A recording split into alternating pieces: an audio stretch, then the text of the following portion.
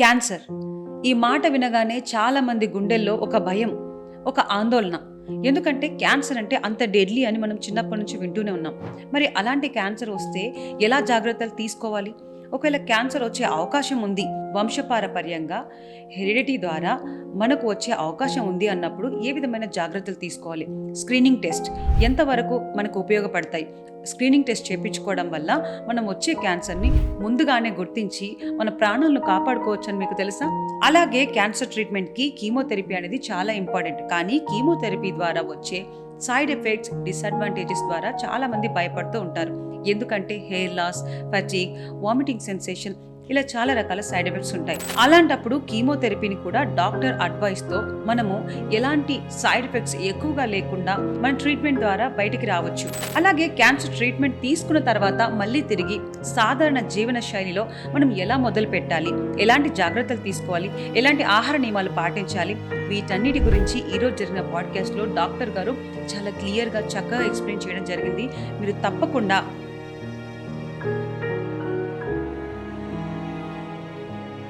ఈ cancer awareness గురించి చేసిన పాడ్కాస్ట్ని చూసి మీ అభిప్రాయాన్ని తెలియజేయండి.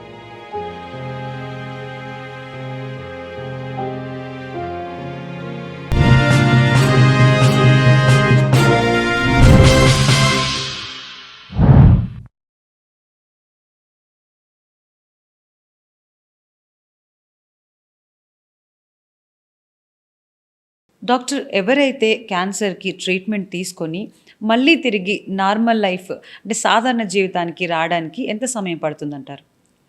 అంటే క్యాన్సర్ ట్రీట్మెంట్ కంప్లీట్ అయిన వెంటనే వాళ్ళు నార్మల్ లైఫ్కి రావచ్చు. దీనికే అక్కడ సపోర్ట్ అవసరం. సో ఈ సపోర్టివ్ కేర్ అనేది మెయిన్గా ఏంటంటే during cancer treatment and after completing cancer treatment మనం తోడుగా ఉండాలి ఖచ్చితంగా. డాక్టర్ కానీ, ఒక కంప్లీట్ హాస్పిటల్ స్టాఫ్ కానీ, నేను చెప్పినట్టుగా సపోర్టివ్ కేర్ స్టాఫ్ కానీ, వీళ్ళందరూ పేషెంట్తో పాటు తోడుగా ఉంటే it will be very helpful. అంటే డ్యూరింగ్ ట్రీట్మెంట్ మెయిన్గా న్యూట్రిషన్ కానీ, వాళ్ళు చేయాల్సిన రెగ్యులర్ యోగా అండ్ ఎక్సర్సైజెస్ కానీ, సో ఈ వెల్నెస్ సెగ్మెంట్ అనేది క్యాన్సర్ పేషెంట్స్లో కాన్సన్ట్రేట్ చేయడం చాలా ఇంపార్టెంట్. ఓకే. సో మేము మెయిన్గా one of my clinic agenda is more than treatment ఏంటంటే వెల్నెస్ మీద కాన్సన్ట్రేట్ చేయడం. సో క్యాన్సర్ పేషెంట్స్ సరిగ్గా ట్రీట్మెంట్ ఫాలో అవ్వడం కానీ అవన్నీ జరగాలి అంటే వాళ్ళ వెల్నెస్ సెగ్మెంట్ మీద మనం కాన్సన్ట్రేట్ చేయాలి. ఓకే. లైక్ మెయిన్గా ఫుడ్ తినలేకపోతున్నాను అనేది 50% కంటే ఎక్కువ మంది ఎందుకలా కంప్లైంట్ చేస్తారు? అంటే వాళ్ళకున్న సైడ్ ఎఫెక్ట్స్ వల్ల ఆ నాజియా అంటే నోరంతా కూడా చప్పగా అయిపోయినట్టు, మెటాలిక్ టేస్ట్ రావడం, అండ్ అలానే తినాలనిపిస్తుంది కానీ కడుపులో సరిగ్గా సరిపోవట్లేదు, కొంచెం తినగానే ఫుల్ అయిపోతుందని చెప్పడం, ఇలాంటివన్నీ ఎక్కువ కామన్గా ఉంటాయి. తర్వాత చాలా నీరసం, విపరీతమైన నీరసం, పడుకోవాలని ఉంటుంది ఎక్కువగా అని చెప్పడం. సో ఇవన్నీ కామన్ సైడ్ ఎఫెక్ట్స్. సో వీటికి మనకి మెయిన్గా సైకాలజీ, న్యూట్రిషన్ అండ్ ఫిజియోథెరపీ, ఈ 3 విధాల్లో మనం పేషెంట్ని హెల్ప్ చేయగలిగితే ఆ పేషెంట్ చాలా వరకు గుడ్ క్వాలిటీ ఆఫ్ లైఫ్తో బతకగలరు. అంటే ఇలా మెయింటైన్ చేయడం అనేది ఎప్పటి వరకు చేయాలంటారు? అంటే till patient becomes like complete నార్మల్కి వచ్చే వరకు. అంటే మనకి first treatment, suppose example treatment 6 నెలలు ఉందనుకోండి, 6 నెలలు ట్రీట్మెంట్ కంప్లీట్ అయ్యాక పేషెంట్ని మనం 3 నెలలకు ఒకసారి రమ్మని చెప్తాం ఫాలోఅప్కి. సో ఈ 3 months 4 monthsలో కూడా పేషెంట్ రెగ్యులర్గా ఈ సపోర్టివ్ కేర్ అనేది కంటిన్యూ చేసి అది కంప్లీట్ అయ్యాక డాక్టర్ ఏ రోజైతే ఓకే నువ్వు ఇప్పుడు బాగానే ఉన్నావు కంప్లీట్గా అని, అండ్ పేషెంట్ కూడా they themself should feel happy. Okay. వాళ్ళు నేను ఫిట్గా ఉన్నాను, ఇంతకు ముందులాగానే ఉన్నాను, నా వర్క్స్ అన్ని చేసుకోవచ్చు అని అనుకునే అంతవరకు పేషెంట్కి ఈ సపోర్టివ్ కేర్ అనేది అవసరం పడుతుంది. ఓకే డాక్టర్, అంటే ఇప్పుడు వేరే విధంగా అడుగుతాను. క్యాన్సర్ ట్రీట్మెంట్ తీసుకున్నారు, సపోర్టివ్ థెరపీ అనేది తీసుకోవడానికి వాళ్ళకి వీలుగా లేదనుకోండి, నార్మల్గా వాళ్ళ లైఫ్లో వాళ్ళు కంటిన్యూ అవుతున్నారు, జాబ్ కానివ్వండి, ఫ్యామిలీ, అలా వాటి నుంచి బయటపడడానికి ఎంత సమయం పడుతుందంటారు జనరల్గా? ఇమీడియట్గా ట్రీట్మెంట్ కంప్లీట్ అయిన వెంటనే వాళ్ళు బయటపడినట్టే. ఎందుకంటే ఈ డ్రగ్ అనేది మనం ఇచ్చేది లాంగ్ టర్మ్లో బాడీలో ఉండదు. జస్ట్ దాని సైడ్ ఎఫెక్ట్స్ ఏవైతే ఉంటాయో అవన్నీ కంప్లీట్గా పోయే వరకే మనం చూసుకోవాలి. That depends on multiple factors, not only on మనం ఇచ్చే ట్రీట్మెంట్ బట్టి కాదు. అండ్ అది ఎలా అంటే పేషెంట్కి సపోజ్ డయాబెటిక్ పేషెంట్ అనుకోండి, డయాబెటిక్ పేషెంట్స్కి ఆల్రెడీ నరాల మీద కొంచెం ఎఫెక్ట్ ఉంటుంది. సో దీంతోపాటు మనం ఇచ్చే కీమోథెరపీలు కూడా నరాల మీద ఎఫెక్ట్ అయ్యే కీమోథెరపీస్ ఉంటాయి. సో దానివల్ల ఏంటంటే డయాబెటీస్ లేని వాళ్ళకంటే డయాబెటీస్ ఉన్న వాళ్ళకి ఎక్కువ రోజులు పడుతుంది ఈ సింటమ్స్ వాటి నుంచి బయటపడడానికి. This is one example. In the same way cardiac problems ఉన్న వాళ్ళు కానీ, joint pains and arthritis problems ఉన్న వాళ్ళు కానీ, ఇలా మల్టిపుల్ సెగ్మెంట్ ఆఫ్ పీపుల్ ఇవన్నీ మనం చూసుకోవాల్సి వస్తుంది. అంటే పేషెంట్ ఎప్పుడు బయటపడతారు వీటి నుంచి అని చెప్పడానికి. ఓకే డాక్టర్ ఒకవేళ క్యాన్సర్ వచ్చి ట్రీట్మెంట్ తీసుకొని మళ్ళీ లైఫ్లో నాకు క్యాన్సర్ రావద్దు అని అనుకుంటే అంటే ఎలాంటి జీవన శైలిని వాళ్ళు ఫాలో అవ్వాలంటారు? అంటే రెగ్యులర్గా వాళ్ళు హెల్త్ చెకప్స్ చేయించుకోవాలి. ఎవ్రీ 3 monthsకి ఇప్పుడు మేము పిలిచినట్టుగా డాక్టర్స్ ఎవరైనా చెప్పినట్టుగా ఎవ్రీ 1 monthకి రమ్మన్నారా, 3 monthsకి రమ్మన్నారా, 6 monthsకి రమ్మన్నారా, ఫాలో అప్ చాలా important. Okay doctor. Because follow up వల్ల ఏమవుతుందంటే అర్లీగా మనం క్యాన్సర్ని పట్టుకునే అవకాశం ఉంటుంది.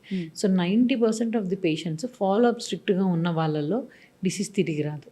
And 10% even the follow up స్ట్రిక్ట్గా ఉన్నా సరే వాళ్ళలో తిరిగి వచ్చే అవకాశం ఉంటుంది. అది ఎలాంటి కండిషన్స్లో అంటే డిసీజ్ బయాలజీ బ్యాడ్గా ఉన్నప్పుడు. సో మేము చెక్ చేసినప్పుడు ఇనీషియల్గా డిసీజ్ ఎంత వేగంగా పెరుగుతుందని కూడా చూసుకుంటాం. సో ఇలా లేకపోతే వాళ్ళ జీన్స్ చెక్ చేస్తాం. ఇప్పుడు లేటెస్ట్గా ఈ జీన్ టెస్టింగ్లని ఇవన్నీ వచ్చాయి. ఇవన్నీ కొంచెం అందుబాటు రేట్స్లో వస్తున్నాయి. సో మోస్ట్ ఆఫ్ ది పీపుల్కి దీని వల్ల మనం చెప్తాం అనమాట, మీకు తిరిగి వచ్చే అవకాశం ఇంత శాతం ఉంది. సో మీరు ఇన్నేళ్ల వరకు మీరు రెగ్యులర్గా డాక్టర్తో ఫాలోఅప్లో ఉండాలి. Okay doctor. ఆ ఫాలోఅప్లో మేమేం చేస్తామంటే ఒక రకమైన స్కాన్ కానీ, పేషెంట్ సిమ్టమ్స్ అడగడము, పేషెంట్ ఎగ్జామిన్ చేయడము, వచ్చి తిరిగి వచ్చే అవకాశం ఏమైనా ఉందని మనకు డౌట్ వస్తే ఇమీడియట్గా కొంచెం పెద్ద రకమైన స్కాన్ చేయడము, ఇలాంటివన్నీ చేసి ఇనీషియల్ స్టేజెస్లోనే మనం ప్రివెంట్ చేయొచ్చు. ఈ స్కాన్స్లో ఏమైనా రిస్క్ ఉందా డాక్టర్? ఈ స్కాన్స్లో రిస్క్ చాలా చాలా మినిమల్. సో దానివల్ల పేషెంట్ పెద్ద ఎఫెక్ట్ అవ్వరు. ఈ స్కాన్స్ మనం రెగ్యులర్గా 3 monthsకి ఒకసారి, 6 monthsకి ఒకసారి చేయడం వల్ల ఇవి జస్ట్ మెయిన్గా మనం అల్ట్రాసౌండ్ స్కాన్స్ మాత్రమే అలా చేస్తాము. రిమైనింగ్ ఏ స్కాన్ అయినా దానికి ఒక రూల్ అండ్ రెగ్యులేషన్ ఉంటుంది. మెయిన్గా ఎక్స్రేస్ కానీ, సిటీ స్కాన్స్ కానీ చేసేటప్పుడు అది అస్తమానం మనం పేషెంట్కి చేయాలి. ఎప్పుడైనా సివియర్గా పేషెంట్కి ఇండికేషన్ ఉంటే, లేకపోతే రెగ్యులర్గా సంవత్సరానికి ఒకసారి కానీ, అలాంటప్పుడే మనం ఎక్కువ ఫాలో అవుతాం. డాక్టర్, క్యాన్సర్ ట్రీట్మెంట్ తర్వాత తీసుకున్నాక వాళ్ళు అంటే డైట్ ఏ విధంగా ఫాలో అవ్వాలంటారు? అంటే ఆహారం తీసుకునే విధానంలో ఏమైనా మార్పులు అవసరం అంటారా? డెఫినెట్గా నేను ప్రతి పేషెంట్స్కి కూడా మెయిన్గా ప్రోటీన్, కార్బోహైడ్రేట్ అన్నీ కొన్ని పర్టికులర్ వేస్లో తీసుకోవాలి అని చెప్తాము. ఓకే. అండ్ ఇంకొకటి ఏంటి అంటే ఇనీషియల్గా ఇప్పుడు ప్రస్తుతానికి మేము అందరం ప్రాక్టీస్ చేసే స్టేజ్లో, అంటే ఎక్కువ పేషెంట్స్ని చూసే కాలంలో ప్రతి పేషెంట్కి మేము ఈచ్ అండ్ ఎవ్రీ కీమోథెరపీ మీద ఫోకస్ చేయలేకపోవచ్చు. బట్ దీనికోసమని నేను మెయిన్గా ఈ క్యాన్సర్ కాన్షియస్ క్లినిక్స్ అని ఒకటి స్టార్ట్ చేశాను. దట్ ఈస్ లైక్ ఆ నేమ్లోనే ఉంది. Like we want each and every patient క్యాన్సర్కి కాన్షియస్గా ఉండాలి రిగార్డింగ్ వాళ్ళ క్యాన్సర్ గురించి కానీ, వాళ్ళు తీసుకునే ట్రీట్మెంట్ గురించి కానీ, వాళ్ళు ఏ టైప్ ఆఫ్ న్యూట్రిషన్, ఎక్సర్సైజ్ కానీ, సైకాలజికల్గా కానీ ఏం చెయ్యాలి అనేది మెయిన్గా మేము కాన్సన్ట్రేట్ చేస్తున్నాం అక్కడ. సో దీని బట్టి ప్రకారంగా నేను చెప్పాలి అంటే బేసిక్ థింగ్స్, అంటే ఇదంతా ఎక్స్ప్లెయిన్ చేయడానికి it's a very big topic. But basic thing ఏంటి అంటే వాళ్ళు అన్ని రకాల ఫ్రూట్స్ అండ్ వెజిటబుల్స్ ఇవన్నీ తినొచ్చు. ఫ్రూట్స్ అయితే పీల్ చేసుకొని తినమని చెప్తాము, వాష్ చేసి పీల్ చేసి. అండ్ వెజిటబుల్స్ అయితే మాత్రం బాయిల్డ్ అండ్ కుక్డ్ వెజిటబుల్స్ మాత్రమే తినమని చెప్తాం.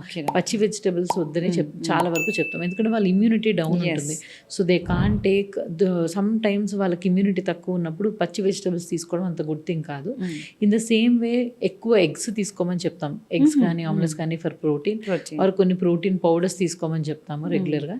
అంటే ప్రోటీన్ సప్లిమెంట్ ఉంటేనే వాళ్ళ మజిల్ తగ్గకుండా ఉంటుంది, వాళ్ళ బరువు తగ్గకుండా ఉంటారు, ట్రీట్మెంట్ తట్టుకోగలుగుతారు.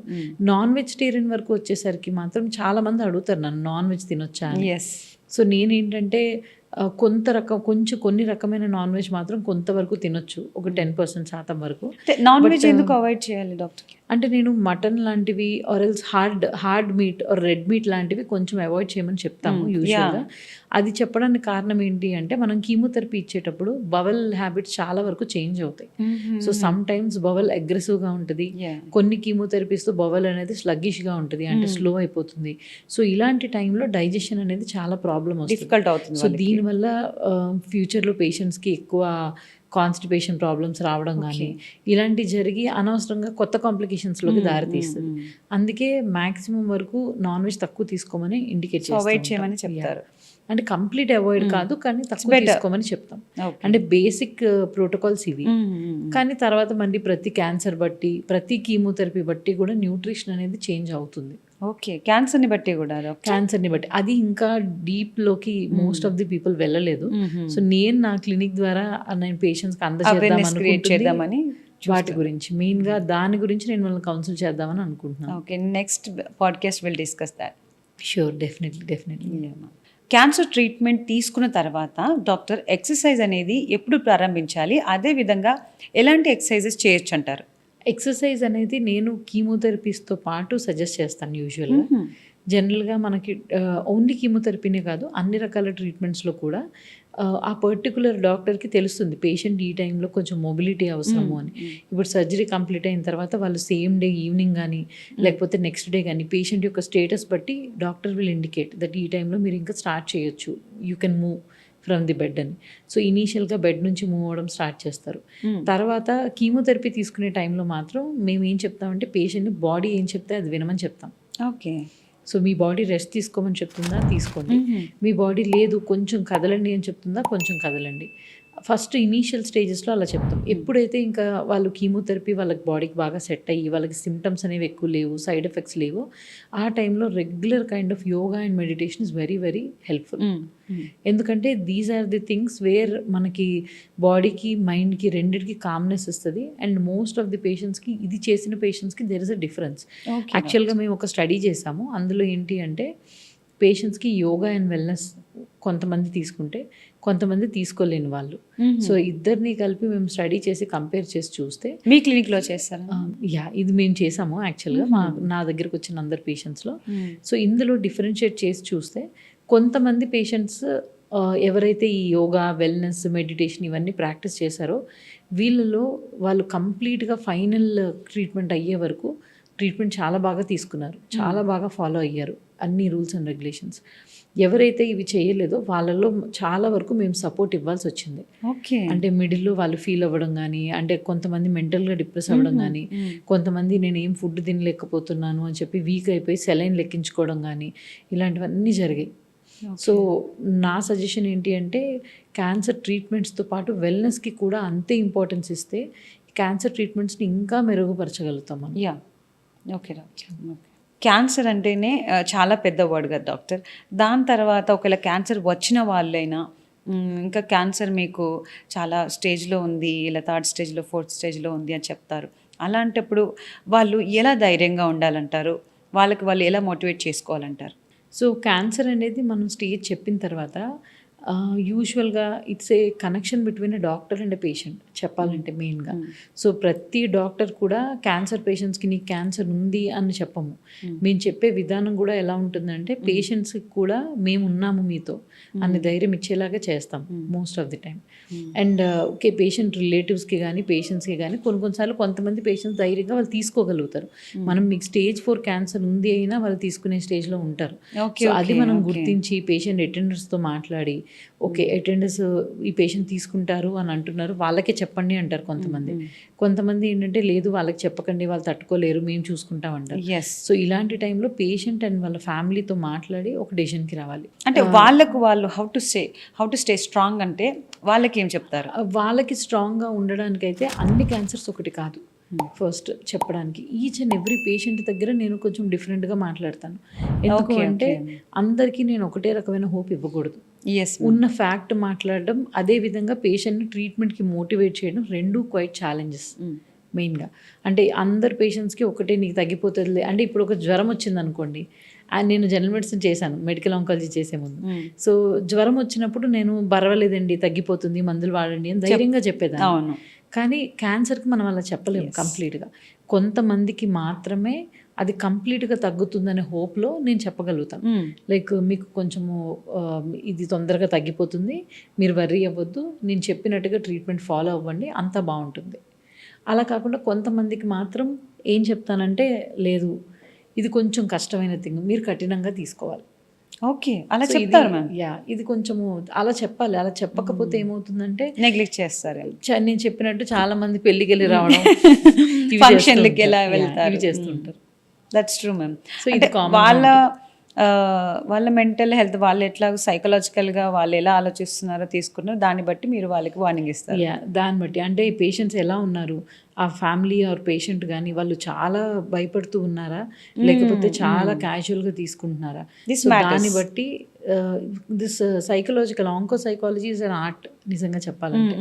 బికాజ్ పేషెంట్కి నేను పేషెంట్తోనే ఉన్నాను అని చెప్తూ మనం ముందుకెళ్ళడం చాలా ఇంపార్టెంట్. ఎస్ డాక్టర్, ఇప్పుడు క్యాన్సర్ నుంచి కోలుకున్న తర్వాత మళ్ళీ తిరిగే నార్మల్ లైఫ్లో వాళ్ళ వర్క్ని, ఫ్యామిలీని, వాళ్ళ లైఫ్ని ఏ విధంగా బ్యాలెన్స్ చేయాలంటారు?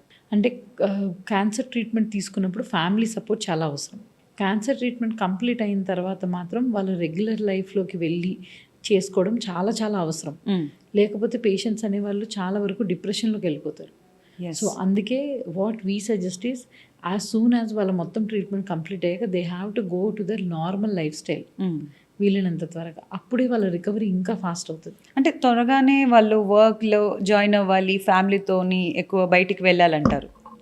అంటే they have to start treatment complete అయిపోయింది అన్న తర్వాత స్టార్ట్ చేసుకోవాలి. This is mainly talking about curative treatment. Okay, అంటే స్టేజ్ 1 నుంచి స్టేజ్ 3 వరకు మాట్లాడుతున్నాను. ఈవెన్ స్టేజ్ 4 పేషెంట్స్కి కూడా నేను చూసినంత వరకు చాలామంది మెడికల్ ఆంకాలజిస్ట్ మేము ఒకటే చెప్తాం, మీరు తీసుకున్నంత కాలం ట్రీట్మెంట్ తీసుకోండి, try to be happy as much as possible. ఎందుకంటే స్టేజ్ 4లో లైఫ్ అనేది ప్రిడిక్ట్ చేయడం ఇస్ ఎ ఛాలెంజ్. ఎన్ని రకాల మేము స్టడీస్ చేసినా, ఎన్ని రకాల మందులు కనిపెట్టినా కొత్తవి, స్టేజ్ 4 క్యాన్సర్ అనేది డిసీజ్ బయాలజీ ప్రకారమే ఉంటుంది. నేను 100% గ్యారంటీగా నువ్వు బతుకుతావు ఇన్నేళ్ళని ఎవరికి మనం చెప్పలేము. సో మనం జస్ట్ అంచనా వేసి, అంటే ఒక 1000 మందిలో జరిగిన స్టడీలో 700 మందికి పైగా ఈ మందు ఇస్తే బతికారు అంటే ఆ మందు మీకు కూడా ఇస్తే మీరు బతికే ఛాన్స్ 70% ఉంది అని చెప్పగలుగుతాం. కానీ 100% బతుకుతారు మీరు కంప్లీట్గా మనం చెప్పాలి. సో మెయిన్గా ఏంటంటే ఆ టైంలో వాళ్ళు చేయాల్సింది వాళ్ళకి నచ్చినట్టు వాళ్ళు హ్యాపీగా ఉండడానికి ట్రై చేయడం, బట్ ట్రీట్మెంట్ కూడా తీసుకోవాలి దాంతో పాటు.